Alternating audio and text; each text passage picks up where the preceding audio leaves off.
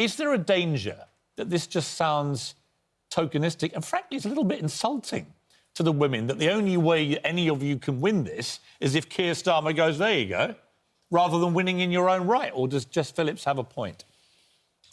I think the next leader of the Labour Party should be somebody who's been in Parliament for 15 years, who's done 7 front-bench jobs, who's done Prime Minister's questions, who's done 2 years taking on Boris Johnson and you're won. saying judge you on your individual merits, I not think on the fact you're a I think woman. you should go for the best candidate. Unfortunately, that person's a woman, and it's me. That's a good answer. I like It's the right answer. Yes, and I completely get that you think you are the best candidate, but you've removed gender from that equation then, that you're not wanting people to vote for you in the Labour membership simply because you're a woman, and it should be a woman who now runs the Labour Party because you've never had one. I think I could put it this way, that it's an advantage to be a woman, a woman leader at this time, I think, because I think Boris Johnson has a woman problem, most definitely. He certainly has a problem with me.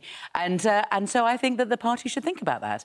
I think that we have had a feminisation of the Labour Party going on over the last 20 years or so. We've got a much larger number of women as members and councillors, and we've now got more women than men in Parliament. I think now is the time for us to have a woman leader. So you actually agree with Jess? No. I'm not. What I'm saying is that you should go for the best candidate, and one of the things that she has in her favour, apart from 15 years' experience in Parliament, 7 front-bench jobs, all right, I get it, it's you.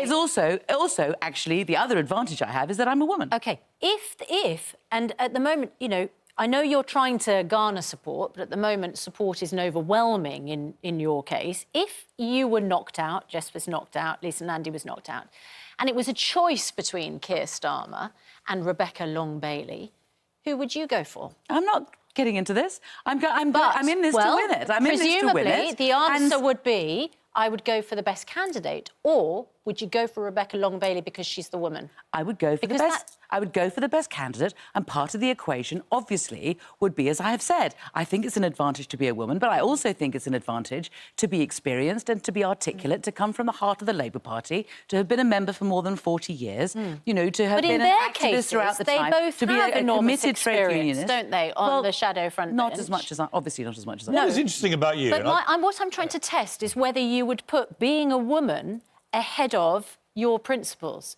If, for instance, Keir Starmer was more representative of your principles, would you still vote for the woman just because she's a woman?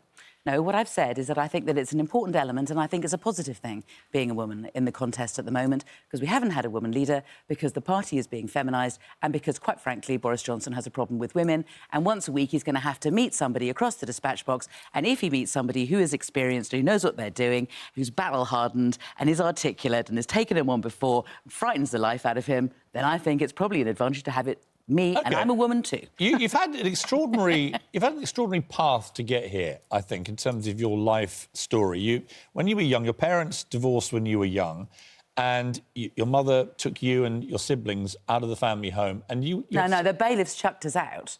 Right. So the bailiffs would come round wearing bowler hats, and Mum used to say, "Get on the floor," and we had to all lie on the floor and avoid the bailiffs. So at one time they caught us and they chucked us out, and then we were made homeless. And is it true that you were actually made homeless? Yeah. So the council rehoused us. So a Labour councillor came along and saved us and got us a council. And is it true that you were so poor as a family at one stage that you had to euthanize your cats? Well, I think when we moved from the house into the council house, the cats were put down. I was 7 years old, so I wasn't really involved in the discussions. But when I asked Mum what had happened to them, she said that it was too much and that she couldn't afford. I mean, that's a desperately sad thing to have happened. Yeah, it was really sad. Is it a formative thing in your mind that the kind of... It's funny because a lot of the kind of horrible stuff, I don't remember any of that. I just remember my cats being put down because I was very... I love you see, I read that in the briefing notes, and I didn't know that about your backstory, and it really struck me. I'm not a huge, cat lover, but I got that you were, and your pets had to be put down for financial reasons as a family, and I found that really struck me. Does that inform and enforce, perhaps, your... understanding of struggle. Well, not only that, but your desire to change people's lives and the impact of the iniquity in this There are more things, to be honest. There's things like when we had free school dinners, we had to queue up separately. So the kids on free school dinners got separate. When we had different coloured tickets, and we would queue up for food separately. So that was humiliating. I remember that. Even as a young child, I was humiliated by that.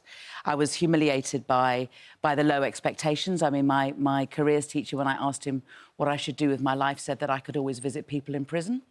You know, that was, I mean, that's, you know, so I do have chips on my shoulder. I have chips on both shoulders. You've become, I mean, correct me if I'm wrong, but you're now fortunate enough to be, you're a multi-millionaire now, right? Well, I own a house in London, so therefore the house is worth a lot, and it's gone up a lot over the last 20 years. Are you worried about admitting that simply because you know Jeremy Corbyn and his top people seem to be on a mission to take down anyone rich and successful in this country? You've gone from literally being so poor your cats had to be put down to someone who's been successful, and as a family you're rich. I mean, by comparison to most people in the country. Is that something that you're proud of? And should people who've also worked hard and achieved and made money in this country, should they be saluted rather than sneered at?